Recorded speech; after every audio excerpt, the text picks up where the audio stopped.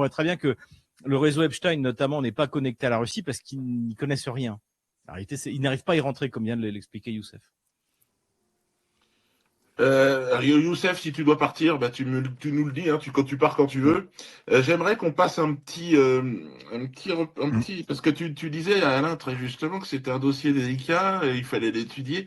Il y a des hommes qui ont fait des études aux États-Unis, notamment, et j'aimerais qu'on passe l'extrait de Louis Farrakhan. Il en parlait dans un discours absolument incroyable. C'était en 95, si je ne m'abuse. La conspiration des banquiers internationaux. Ouais, et je trouve que c'est intéressant, ça dure 5 minutes. Et je vous propose de regarder ça parce que ça en dit long, en fait, sur ce qui nous arrive. Et puis, tout d'un coup, oui, le projecteur est mis, mais des gens, bien avant nous, en parlaient assez directement, vous allez voir.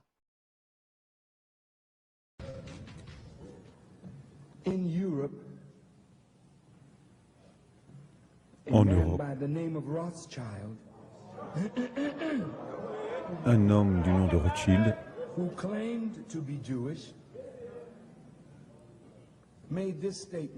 qui a clamé être juif a déclaré qu'il se contrefichait de savoir qui est le roi ou qui est le dirigeant, tant que lui, il contrôle la finance.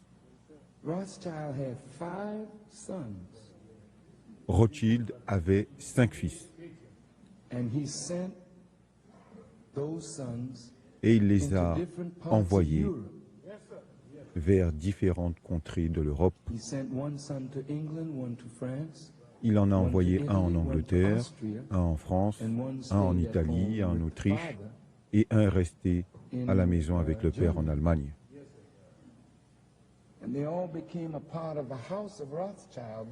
Ils sont tous devenus un élément de la fondation Rothschild, mais par la manipulation monétaire, le fils en Angleterre a pris de l'ascendant et la Banque d'Angleterre s'est établie. Puis la Banque de France, la Banque d'Italie, la Banque d'Autriche et la Banque d'Allemagne. C'étaient les banques centrales qui imprimaient la monnaie de ces nations, qui sont maintenant dans les mains d'une famille. S'étant étendu non pas avec l'intention de faire du bien, mais avec celle de devenir des manipulateurs et d'avoir le contrôle de la destinée des nations du monde.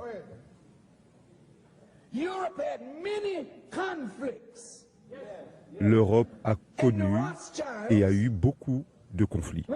Et les Rothschild finançaient les deux camps. Ce que vous ne comprenez pas, c'est que la guerre est une manipulation d'argent. Vous pensez que vous combattez pour la démocratie. Une guerre pour mettre un terme à toutes les guerres. Laisser la paix régner sur la terre.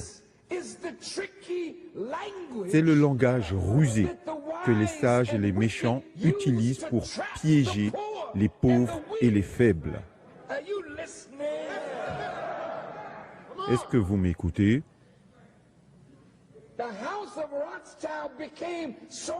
La fondation Rothschild est devenue si forte que même quand l'Amérique a été établie, ils ont continué à vouloir prendre le contrôle de la banque centrale à travers leurs agents à l'intérieur du pays.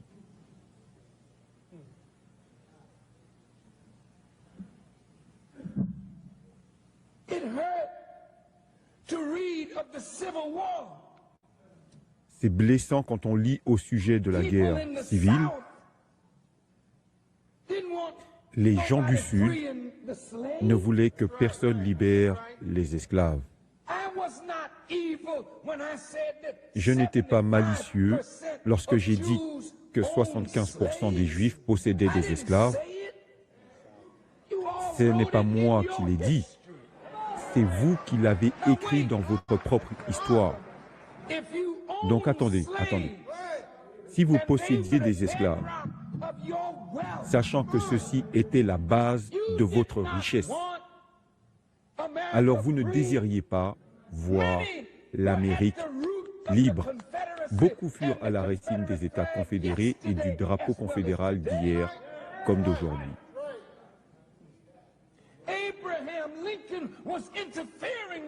Abraham Lincoln s'immisçait dans un problème plus énorme que simplement celui de la guerre et de la paix.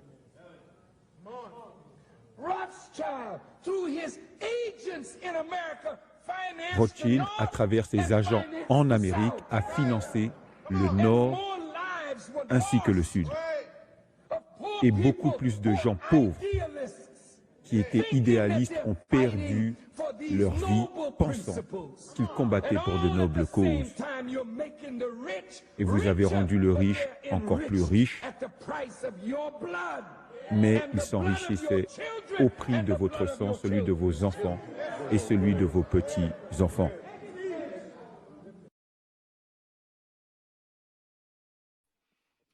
Magnifique. Magnifique discours de l'honorable ministre Farrakhan.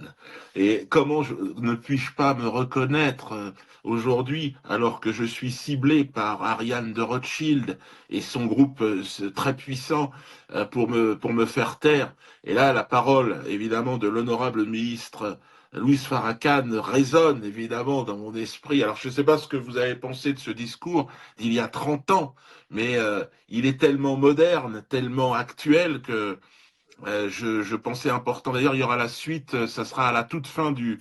on mettra la suite de ce discours à la toute fin de ce live tout à l'heure, mais je vous laisse réagir. J'ai pas de son, moi. Ah merde, tu n'as Je sais plus pas de pourquoi son? ça...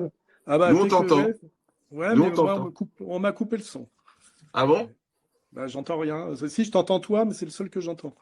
D'accord. Farrakhan, heureusement qu'il y avait les sous-titres et que je connais son discours par cœur. Je n'ai eu D'accord. aucun son. Alors, je me demande s'il n'y a pas un complot. Bah, c'est pour ça que c'était Xavier, doublé de toute ton micro façon. est coupé, Xavier. Xavier, ton micro est coupé. Je sais une remarque parce que Ouais. Il y a un problème de son. Ce qu'il faudrait. Moi, j'entends pas Xavier non plus. Je m'entends pas là. Ah, c'est bon, c'est bon. Moi, j'entends tout le monde, mais je sais pas. Moi, Ouais, j'entends pas on Xavier, t'entend, là, j'entends pas. Ouais, je vois. Alors peut-être que tu perds un peu l'oreille aussi. Non. Toi, je t'entends, mais Xavier, je l'entends pas. D'accord, c'est dommage. C'est dommage. En tout cas, ce discours est absolument extraordinaire et maintenant qu'on a toutes ces révélations, ça résonne tellement encore autrement avec une telle puissance. C'est extraordinaire. Je vais faire une remarque. De changer si de tu support. me permets, Diono. Ouais. Je reviens. Par exemple, dans la nouvelle doctrine de sécurité nationale des Américains, il y a la doctrine d'Onroe, en fait. C'est la fusion entre... Voilà. Mais en fait, parce que peu de gens parlaient, mais qui était le président Monroe? C'était un possesseur d'esclaves. Ouais. Et ça aussi, si tu veux, ça en révèle beaucoup. C'est-à-dire que tes conceptions politico-stratégiques, quand tu possèdes, je ne sais pas combien il en avait, sans doute des centaines d'esclaves sur ta plantation, évidemment que tu n'abordes pas le reste de l'humanité de la même manière que si tu es Saint-Louis, tu vois. Et ça, en fait, c'est quelque chose, à mon avis, qui est fondamental. Et le fait que précisément Trump se fonde là-dessus, c'est-à-dire la fameuse doctrine d'Onroe, est assez révélatrice. Et puis, la dernière remarque que je vais faire, et puis après, je vais laisser les gens qui sont plus spécialistes que moi, c'est que ce que j'observe dans le conflit ukrainien, c'est le rôle de l'Angleterre. Et je ne comprends pas pourquoi l'Angleterre est si agressive. Aujourd'hui, c'est le pays d'Europe le plus agressif, devant l'Allemagne et même devant Emmanuel Macron, qui lui, ça tient plus de l'hystérie que de l'action, je dirais, programmée, rationnelle. Et je pose des questions à mes amis anglais, je leur dis, mais vous croyez au 19e siècle? Vous pensez vraiment que vous allez pouvoir lever une armée, comme pendant la guerre de Crimée, pour envoyer des pauvres types mourir contre la Russie? Et en fait, ceux me disent, c'est la banque, c'est la City.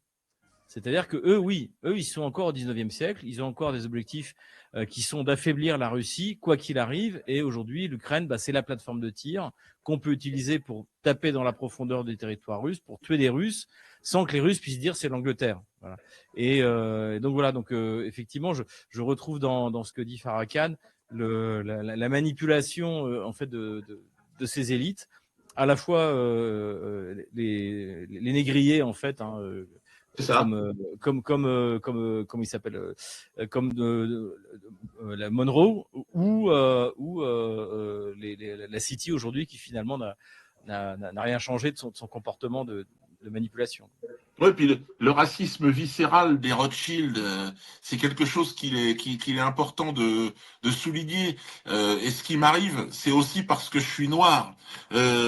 C'est une évidence que pour des négriers, un groupe qui s'est enrichi sur ce commerce, le rire du nègre, le rire de l'esclave, ça les dérange d'autant plus, si tu veux. Mais bon, il n'y a pas que les esclaves, il n'y a pas que les descendants d'esclaves ou les noirs, hein. Je pense qu'ils ont une vision des autres qui est chosifiante, quoi. Mais c'est dit par Epstein dans ses mails. oui, Il nous traite de goïm. oui. Je veux dire, en fait, les goïms pour eux, enfin, que ce soit Rothschild, Epstein, Netanyahou ou Ehud Barak, les goïms, c'est les Indiens d'Amérique, c'est les Noirs, c'est les Européens, c'est ceux qui ne sont pas juifs, ce sont les Palestiniens. Donc, en fait, c'est tous les gens. En fait, on comprend pourquoi ils massacrent des enfants à tour de bras sans être émus, sans que ça leur pose aucun problème. Parce que pour eux, on est des goïms, du bétail. Et je suis désolé, c'est pas une idéologie moderne, c'est pas l'expression d'une idéologie moderne. Je fais remarquer qu'il y a des années déjà, je me présentais au tribunal avec un t-shirt marqué Goy, que les parties civiles se mettaient à hurler en demandant que je l'enlève, et la procureure disait que ça voulait dire les nations. Alors effectivement, ça veut dire les nations, mais à soumettre et à détruire. Il faut rajouter toujours la petite phrase derrière. Hein, oui, n'oubliez pas que là, j'ai fait un tweet récemment qui était la synthèse de ce que révélaient les dossiers Epstein. Immédiatement, le ministre de l'Intérieur français a fait un signalement auprès de la procureure, donc qui va suivre, pour m'envoyer au tribunal, parce que j'avais fait remarquer que ces dossiers Epstein révélaient qu'il y avait au-dessus même de l'Occident dégénéré, enfin comme pilote, une mafia, j'avais bien dit une mafia communautaire, alors je vais dire communautaire là, qui était à la fois suprémaciste et raciste, et que c'était, on était obligé d'en faire le constat et que c'était indéniable. Voilà. Alors malgré tout, je pense que je risque une condamnation pour provocation à la haine. Et c'est pour ça que j'ai rajouté récemment que le traitement de l'affaire Epstein, c'est quand on vous dit attention, de traiter l'affaire Epstein, ça pourrait faire monter l'antisémitisme, parce que c'est ça qu'on vous dit en filigrane. Ça donne raison aux complotistes, donc c'est embêtant. Bah oui, mais les complotistes ont raison. Et en même temps, ça pourrait faire monter l'antisémitisme. Alors moi, je fais remarquer deux choses. Est-ce qu'on vous aurait dit à l'époque où vous combattiez le nazisme que ça pourrait faire monter la germanophobie? Vous voyez, ça aurait pas été un argument. Hein. Et puis, est-ce que quand je parle de mafia, est-ce que quand on combat la mafia sicilienne, on s'en prend au peuple sicilien? En réalité, on essaye plutôt de le protéger, puisqu'on sait que la première victime de la mafia sicilienne, ce sont les Siciliens. Oui, et ce qui est marrant, c'est que ces deux arguments logiques, là, que je viens de poser de manière un petit peu amusante, devraient quand même faire sens et faire en sorte que je ne sois pas envoyé au tribunal par Monsieur Nunez. Or, systématiquement, aujourd'hui, de faire remarquer ce que révèle l'affaire Epstein, car je rappelle que tous les commanditaires sont juifs. Le manipulateur en chef est juif, et les bénéficiaires, c'est le Mossad et l'État d'Israël, c'est juif aussi. Donc on est en droit quand même de penser que c'est une énorme opération juive. Mais ça ne veut pas dire que tous les juifs y participent par définition. Hein. Voilà, c'est comme dire la mafia sicilienne, c'est pas tous les Siciliens. Et même le national-socialisme allemand, qui je rappelle n'a jamais dépassé les 30% aux élections, c'est pas le peuple allemand. Donc, ce qui est très étrange, c'est ce traitement très maladroit qui laisse supposer, en refusant de traiter cet aspect central du sujet, qu'il y a des gens qui, au lieu de se libérer, de se séparer et d'être clairs, en fait, tombent dans une forme de complicité par, on va dire, par difficulté.